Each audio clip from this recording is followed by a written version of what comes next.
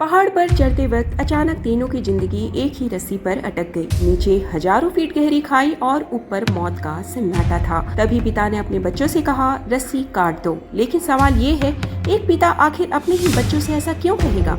इसका जवाब जानने के लिए चलिए शुरू करते हैं आज की फिल्म। नमस्कार दोस्तों, स्वागत है आपका मेरे चैनल मूवी बात में और मैं हूँ रानल सिंह। तो फिल्म की शुरुआत होती है और एक पहाड़ी पर, जिसमें कुछ लोग पहाड़ पर चढ़ते हुए नजर आते हैं। तभी थोड़ी देर में उन सभी में से एक आदमी का बैलेंस बिगड़ जाता है और अचानक वो नीचे की ओर गिरने लग जाता है। यहाँ पर हम देखते हैं कि वो सभी पांचों एक ही रस्सी से कनेक्टेड रहते हैं और इसलिए एक के बैलेंस बिगड़ कर गिरने से वो सभी के सभी नीचे की ओर खिंचाकर लटक जाते हैं। यहाँ पर इस लड़की का लगाया हुआ हुक मजबूत होता है। इस लड़की का नाम एनी है, इसलिए वो अब तक जिंदा हालत में एज इट इज लटकी हुई रहती है। लेकिन तभी कुछ हलचल होती है और पहाड़ी से लटके हुए दो लोग नीचे की ओर गिरकर मर जाते हैं। इधर बचे तीन लोग इसी तरह रस्सी से लटके हुए रहते हैं। हम बता दें कि ये जो तीनों एक ही रस्सी से कनेक्टेड होते हैं, ये एक ही फैमिली के हैं। इस रस्सी में सबसे नीचे की ओर जो आदमी लटक रहा है वो इनका पिता रॉयस होता है। रॉयस रस्सी की ओर बहुत ध्यान से देखता है और देखते हुए वो समझ जाता है कि ये रस्सी ज्यादा देर तक हम तीनों का वजन नहीं संभाल पाएगी। इसलिए थोड़ी देर में वो अपने बेटे पीटर को रस्सी काटने के लिए बोलते हैं। लेकिन इन बातों को सुनकर रॉयस की बेटी एनी को बहुत दुख होता है और वो पीटर को ऐसा करने से मना करती है। हालांकि पीटर भी अपने पिता द्वारा बोले गए शब्दों को डिनाई करता है, लेकिन अपने पिता के कहने पर अपनी बहन की जान बचाने के लिए उसे मजबूरन ये कदम उठाना पड़ जाता है और वो रस्सी को काट देता है। इतनी ऊंचाई से नीचे गिरने के कारण उनके पिता भी उनके साथ छोड़कर जा चुके होते हैं। अब स्टोरी 3 साल बाद में शिफ्ट हो जाती है, जहाँ पर पीटर को दिखाया जाता है। पीटर उस समय के हादसे को दिमाग में रखते हुए आज भी सदमे में उबर नहीं पाया है और कभी भी शायद उसके बाद किसी भी पहाड़ पर नहीं चढ़ा। अब वो एक वाइल्ड लाइफ फोटोग्राफर बन चुका है, लेकिन एनी एक प्रसिद्ध पर्वतारोही बन चुकी है। इधर पीटर को पता चलता है कि उसकी बहन और उसके साथ और 4 लोग अगले दिन दुनिया की दूसरी सबसे पहली पर्वत श्रृंखला K2 की चढ़ाई करने वाले हैं। पीटर भी अपने काम के सिलसिले में K2 पर्वत के दौरे पर था, इसलिए वो अपनी बहन एनी से मिलने के लिए जाता है। लेकिन एनी को कहीं न कहीं अपने पापा की याद आती है और वो अपने भाई से बिल्कुल भी बात नहीं करती। दरअसल एनी आज भी अपने पापा के उसके साथ न होने का जिम्मेदार अपने भाई को ही मानती है। कुछ देर बाद पीटर एनी के बाकी टीम मेंबर्स को देखने जाता है और ये होता है इलियट। इलियट बहुत ही ज्यादा अमीर है। इसने कुछ दिन पहले ही एक एयरलाइंस कंपनी खरीदी है, इसलिए अपने कंपनी को हर तरफ प्रमोट करने के लिए उसने ही K2 माउंटेन पर जाने के लिए प्लान किया था और इस खबर को दुनिया के बड़े बड़े न्यूज रिपोर्टर कवर कर रहे थे, जिससे कि उसकी कंपनी का और भी ज्यादा प्रमोशन हो रहा था। यहाँ पर एक टॉम नाम का आदमी भी होता है जो इस सभी लोगों का लीडर होता है। अब इधर हम देखते हैं कि रात हो जाती है और यहाँ पार्टी चल रही है। दरअसल इलियट ने इन सभी को एक पार्टी दी होती है, क्योंकि अगले सवेरे मॉर्निंग में ही इन सभी को K2 माउंटेन के लिए निकलना था। इस पार्टी में इलियट सबको बताता है कि कुछ साल पहले भी वो इस तरह के माउंटेन में जा चुका है, लेकिन उस वक्त उसके साथ कुछ हादसा हो गया था। तभी विट नाम का आदमी वहाँ पर आता है और वो इलियट से पूछता है कि पहाड़ चढ़ते वक्त अगर अचानक मौसम खराब हो जाए या उसमें बदलाव आ जाए तो तुम उस समय क्या करोगे? तभी इलियट कहता है कि आप बिल्कुल भी ना घबराएं, क्योंकि अगले 2-3 महीने तक मौसम बिल्कुल भी खराब नहीं होने वाला, वो ठीक रहेगा। और अगर अचानक से ऐसी समस्या आ भी जाती है तो हमारा टीम लीडर टॉम उसे हैंडल कर लेगा और हमें भी उसकी सारी बातों को मानना होगा। उसके बाद विट वहाँ से चला जाता है और अपनी फेस को ठीक ठाक करके K2 पर्वत की ओर निकल पड़ता है। रात को पीटर अपनी बहन एनी से मिलने आता है और उसके K2 पर्वत पर चढ़ाई करने की उसे शुभकामना देता है, लेकिन अभी भी एनी उससे गुस्सा होती है और उसे ढंग से बात नहीं करती। अगले दिन एनी, इलियट, टॉम और उनके 2 साथी पहाड़ पर चढ़ने के लिए हेलीकॉप्टर से जाते हुए एक ऊंची जगह पर लैंड करते हैं। यहाँ से इन सभी लोगों को चढ़ते हुए K2 पर्वत पर पहुँचना है। अब धीरे धीरे सभी लोग पहाड़ पर चढ़ना शुरू कर देते हैं। इसके बाद इन लोगों का टीम लीडर टॉम मौसम को देखते हुए अनुमान लगा लेता है कि शायद मौसम अब बिगड़ने वाला है, इसलिए वो अपने साथियों से कहता है कि अब हमें यहाँ पे रुकना चाहिए और हमें लौट जाना चाहिए। लेकिन यहाँ इलियट जिद पकड़ लेता है कि नहीं, हम ऐसा नहीं कर सकते और इस तरह उसकी बातों को मानते हुए सभी लोग अपने दौरे को चालू रखते हैं। इधर पीटर भी मौसम को भाप जाता है और समझ जाता है कि लगता है तूफान आने वाला है और इसलिए कंट्रोल रूम में जाकर टॉम को खबर करता है कि एक बहुत बड़ा तूफान तुम लोगों की तरफ बढ़ता हुआ दिख रहा है। इसलिए टॉम वापस सभी को कैंप में ले जाने का डिसीजन लेता है, लेकिन इलियट फिर से सभी को आगे बढ़ते हुए रहने के लिए मजबूर कर देता है और वो सभी लोग बात मानते हुए अपने सफर पर आगे बढ़ने लग जाते हैं। इधर पीटर बाइनोक्यूलर से इन सभी को आगे बढ़ते हुए देख रहा था और ये देखकर पीटर को बहुत दुख होता है और वो अंदर से परेशान होने लगता है।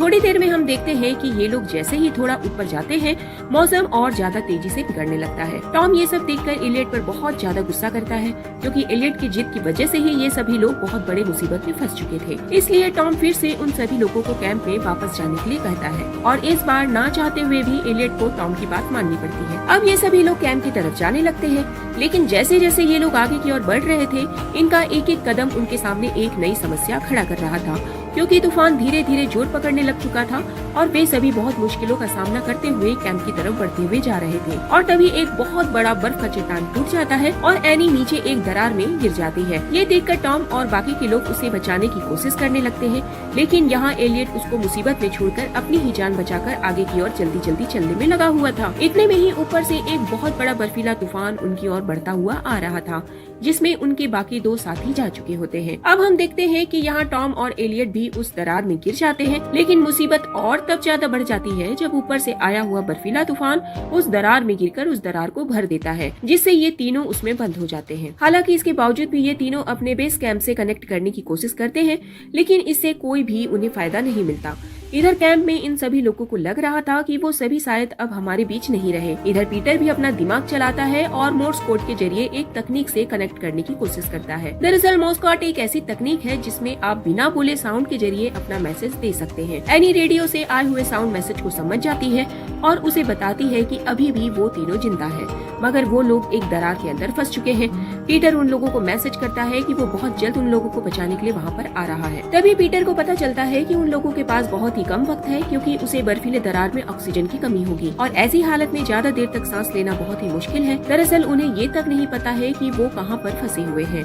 साथ ही साथ उनके पास ऐसे कोई हथियार भी नहीं थे जिससे कि वो बर्फ की दीवार को काट सके। इसलिए इधर पीटर और कैंप वाले वहाँ की आर्मी से हेल्प मांगते हैं। तभी आर्मी उन्हें बर्फ को तोड़ने के लिए नाइट्रोग्लिसरीन बम देती है। साथ ही साथ सोल्जर भी उन्हें ये बताते हैं कि ये बम बहुत ही डेंजरस है, क्योंकि इन पर अगर थोड़े से भी सूर्य की रोशनी पड़ी तो ये फट सकते हैं। पीटर को उन तीनों को बचाने के लिए कुछ पर्वतारोही को भी अपने साथ लेकर जाना पड़ेगा। यहाँ पर हम देखते हैं कि 3 लड़के और एक लड़की पीटर के साथ जाने के लिए तैयार होते हैं। तभी एक आदमी पीटर से कहता है कि तुम्हें वीक को भी अपने साथ ले जाना चाहिए, क्योंकि वो पहले भी इस पहाड़ को चढ़ चुका है और उसे इस तरह की सिचुएशन का बहुत अच्छा एक्सपीरियंस है। आदमी पीटर को बताता है कि दरअसल कुछ साल पहले कुछ लोग केटू पहाड़ पर चढ़ रहे थे, उसमें वीक की वाइफ और एलियट भी शामिल थे और वो काफी एक भयानक तूफान में फंस चुके थे और इसलिए वीक उस समय अपनी बीवी को बचाने के लिए वहाँ पर जा चुका है। हालांकि वीक एलियट और साथ के 2 और आदमी को तो बचा चुका था, लेकिन वो अपनी पत्नी को नहीं बचा पाया और ऐसा हुआ था कि उसकी बॉडी भी आज तक वीक को नहीं मिली। इसलिए वीक हर साल अपनी वाइफ की बॉडी को ढूंढने के लिए यहाँ पर आता है। इन बातों को सुनने के बाद हमें पता चलता है कि वीक हर साल यहाँ आने की वजह से केटू पहाड़ों के चप्पे चप्पे से वाकिफ हो चुका था। अगली सुबह पीटर अपनी टीम को लेते हुए इस वीक के पास आता है, लेकिन वीक इन लोगों के साथ नहीं जाना चाहता था। लेकिन जब उसे बताया जाता है कि वहाँ पर एलियट फंसा हुआ है और एलियट की कंपनी उसे $50 लाख दे देगी, तो वो साथ में जाने के लिए राजी हो जाता है। अब वो 2-2 लोग के 3 ग्रुप बनाते हैं, जिसमें वो और पीटर एक साथ रहेंगे। अब इधर हम देखते हैं कि दरार में इन तीनों के लिए खतरा बढ़ते हुए जा रहा था, क्योंकि ऑक्सीजन की मात्रा धीरे धीरे कम हो रही थी, जिसकी वजह से उनका दम घुट रहा था। लेकिन उससे बचने के लिए उनके पास एक दवाई होती है, जिसे लेने के बाद कुछ वक्त आराम से सांस लिया जा सकता है। वहीं टॉम की हालत धीरे धीरे बिगड़ते हुए जा रही थी, क्योंकि इतनी ऊंचाई से गिरने के कारण उसे बहुत ज्यादा चोटें आ चुकी थी और वो घायल हो चुका था और उसका मेडिकल बॉक्स भी कहीं गुम हो चुका था। इसलिए एनी उसे अपना वाला एक इंजेक्शन लगाती है, लेकिन इधर हम देखते हैं कि एलियट उसे ऐसा करने से रोकता है और कहता है कि टॉम की हालत अब बहुत ज्यादा लास्ट पोजीशन पर आ चुकी है और वो ज्यादा देर तक सर्वाइव नहीं कर पाएगा, तो ये मेडिसिन हमें अपने लिए बचाकर रखना होगा। हालांकि एनी उसकी बात नहीं मानती और टॉम को इंजेक्शन दे देती है, लेकिन सच्चाई तो यही थी कि एलियट की वजह से ही उनके 2 टीम मेंबर उनका साथ छोड़कर इस दुनिया से जा चुके थे और ये लोग भी यहाँ जो फंसे हुए थे उसका भी कारण एलियट ही था। यहाँ हम देखते हैं कि एलियट इतना सेल्फिश हो चुका था कि उसे केवल अपने ही बारे में फिक्र थी, वो और बाकी लोगों के बारे में सोच ही नहीं रहा था। अब इधर पीटर और उसके ग्रुप मेंबर पहाड़ पर आ चुके होते हैं और इसके आगे की चढ़ाई को उन्हें खुद ही तय करना था। फिर ये तीनों ग्रुप अपने अलग अलग डायरेक्शन पर निकल पड़ते हैं। चढ़ते हुए भी पीटर को कहता है कि उस समय तुमने अपने पिता की रस्सी को काटकर बहुत सही फैसला किया था, मगर पीटर अपने पिता को लेकर बहुत दुखी हो जाता है और जिसके कारण वो पहाड़ पर चढ़ना छोड़ चुका था। लेकिन इस बार पीटर अपनी बहन को बचाने के लिए काफी वर्षों के बाद पहाड़ों पर चढ़ाई कर रहा है। वहीं इन तीनों को पता चलता है कि पीटर और वीक अपने टीम के साथ उन लोगों को बचाने के लिए पहाड़ों पर आ चुके हैं। इधर कुछ देर के बाद एनी की भी तबीयत में नरमी आने लग जाती है। टॉम उसे दवाई देने के लिए कहता है, लेकिन एलियट इसमें कहता है कि मैं कुछ नहीं कर सकता, क्योंकि एनी ने अपनी दवाई तुम्हें दे दी है। तभी एनी को कुछ ऊंचाई पर टॉम का मेडिकल बॉक्स नजर आता है और वो एलियट को उस बॉक्स को निकालने के लिए रिक्वेस्ट करती है, लेकिन सेल्फिश एलियट उसकी मदद मदद करने और उस बॉक्स को लाने से मना कर देता है। तो ऐसे में एनी खुद ही वहाँ जाकर उस बॉक्स को लाने का डिसाइड करती है और यहाँ हम देखते हैं कि थोड़ी मुश्किलों का सामना करते हुए वो उस बॉक्स को लाने में सफल भी हो जाती है। बॉक्स में अभी भी दवाई की ट्यूब मौजूद होती है, तो वो उनमें से एक ट्यूब टॉम को फिर से लगा देती है,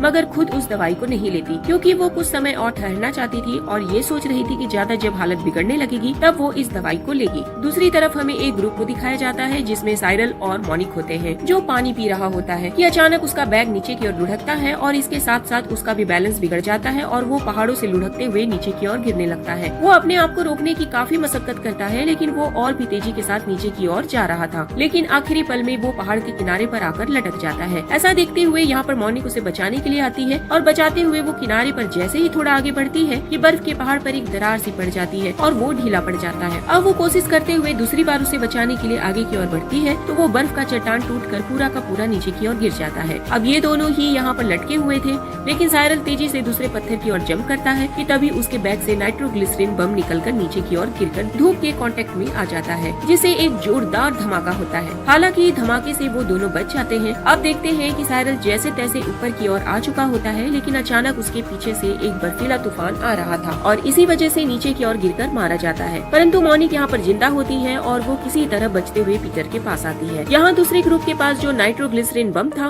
उनकी लापरवाही की वजह से उनमें से लिक्विड बाहर बहने लगता है और बहते हुए धूप के कांटेक्ट में चला जाता है, जिससे वहाँ पर भी बहुत जोरदार ब्लास्ट हो जाता है और वो दोनों भी मारे जाते हैं। ब्लास्ट होने की वजह से वहाँ पर आसपास की बर्फ की चट्टान ढीली पड़ जाती है और वो धीरे धीरे गिरना स्टार्ट हो जाती है, जिससे कि बर्फ के अंदर से एक डेड बॉडी अचानक से नजर आती है। तो वीक उसे नजदीक जाकर बहुत गौर से देखता है। तब वहाँ पर वीक को पता चलता है कि ये बॉडी तो मेरी पत्नी की है, जिसे वीक इतने सालों से ढूंढ रहा था। साथ ही साथ यहाँ पर एक मेडिसिन का बॉक्स भी मिलता है, लेकिन उस बॉक्स में दवाई नहीं थी। ये देखकर भी इसको एलियट के ऊपर बहुत ज्यादा गुस्सा आता है। दरअसल आखिरी बार जब एलियट को पिछली बर्फीले तूफान से रेस्क्यू किया गया था, तब एलियट ने उसे बताया था कि उसकी बीवी का मेडिसिन वाला बॉक्स कहीं खो गया था, जिसकी वजह से वो नहीं रही। लेकिन वीक को अब खाली बॉक्स देखकर समझ आ चुका था कि एलियट ने ही उसकी बीवी के मेडिसिन बॉक्स की सारी दवाई चुराकर उसे मरने पर मजबूर कर दिया होगा। इधर रात को एनी का रेडियो सिग्नल पकड़ता है और वो पीटर को वापस चले जाने के लिए कहती है, क्योंकि अब वो लंबे समय तक सरवाइव नहीं कर पाएगी। लेकिन पीटर अपनी बहन एनी को यकीन दिलाता है कि तुम घबराओ मत, क्योंकि मैं तुम्हें यकीनन बचा लूंगा। इधर जब रात को एनी सो रही होती है तो एलियट टॉम पर वार करके उसे रास्ते से हटा देता है। सुबह जब एनी जागती है और टॉम को ना पाकर उसे समझ में आ जाता है, उसे समझने में जरा सी भी देर नहीं लगती कि ये सभी काम किसने किया है। वो समझ जाती है कि टॉम को हटाने का काम और कोई नहीं, एलियट ही ने किया है। इसलिए वो एलियट से जाकर पूछती है और उसे झगड़ा करने लगती है। तभी ऊपर से कुछ बर्फ नीचे की ओर गिर जाती है, जिसे ऊपर का आसमान दिखने लगता है। काफी दिनों के बाद दरार में बाहर की रोशनी नजर आती है, लेकिन वो छेद इतना भी बड़ा नहीं होता जिससे कि ये दोनों बाहर निकल सकते थे। ये दोनों अपने लोकेशन को बताने के लिए कुछ ढूंढने की कोशिश करते हैं, लेकिन उन्हें कुछ नहीं मिलता। इसलिए एलियट टॉम की बॉडी से कुछ ब्लड इकट्ठा करके उसे एक प्लास्टिक बैग में रखता है और उसे ऊपर की ओर फेंक कर ब्लास्ट कर देता है, जिससे सारा का सारा खून बर्फ की सतह पर फैल जाता है। इस दौरान पीटर भी वहाँ पर आ जाता है और उस फैले हुए खून को देखकर वो समझ जाता है कि ये लोग इसी के नीचे मौजूद हैं। फिर वहाँ पर पीटर ब्लास्ट करके उस चट्टान को पूरी तरीके से फोड़ देता है। इधर अंदर ऑक्सीजन की कमी होने की वजह से एनी बेहोश हो चुकी थी, इसलिए पीटर एक रस्सी के सहारे उसे बांधकर ऊपर की ओर खींचकर ले आता है। इस बीच उनका मेन हुक जो बर्फ में गड़ा हुआ था वो निकलने लगता है। विक जल्दी से आकर उस हुक को टाइट करता है और वो खुद नीचे की ओर जाता है ताकि वो उन लोगों की सहायता कर सके। हालांकि विक के मन में एलियट को लेकर काफी गुस्सा भरा हुआ था। अगर वो चाहता तो उसे वहाँ पर मार सकता था, लेकिन वो ऐसा नहीं करता और अपने शरीर के बंधे हुए रस्सी का पार्ट उसके शरीर से भी ज्वाइंट कर देता है और ऊपर में खड़े लोग रस्सी को खींचने लगते हैं, जिसमें सबसे ऊपर एनी बेहोश हालत में बंधी हुई आती है और उसके नीचे विक और एलियट होते हैं।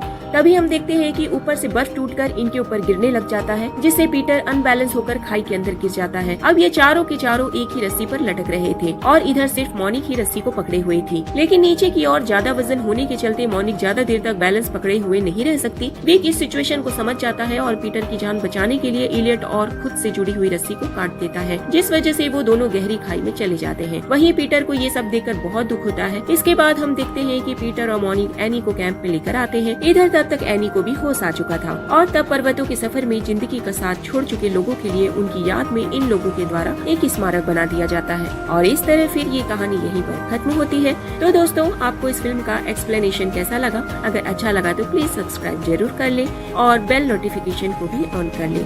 तो मिलते हैं इसी तरह और भी दमदार मूवी के एक्सप्लेन के साथ।